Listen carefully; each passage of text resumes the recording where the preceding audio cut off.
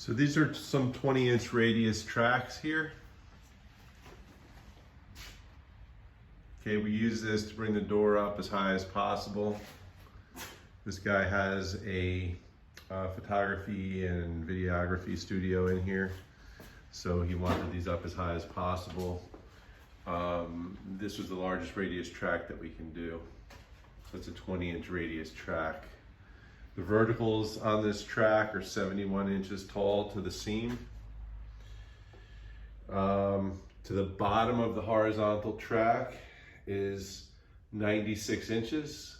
Obviously then to the top of the horizontal track is 98 inches. That's also the same height to the top of the flag bracket over there. To the top of the bearing plate is 104 3/4, but we did set this in a hole that brought the spring up higher.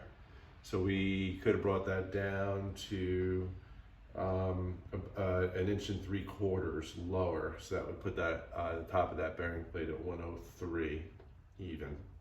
The top of the drum is at 105.5.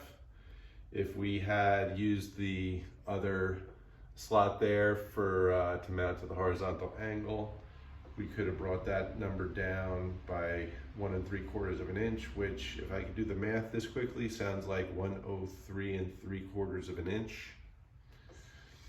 And then to the center of the tube is 103 1/4. And if we had done it in the lower position, we could have brought that down by 1 3/4 inches. So that sounds like 101 1/2 to the center of the tube if we use the lower position.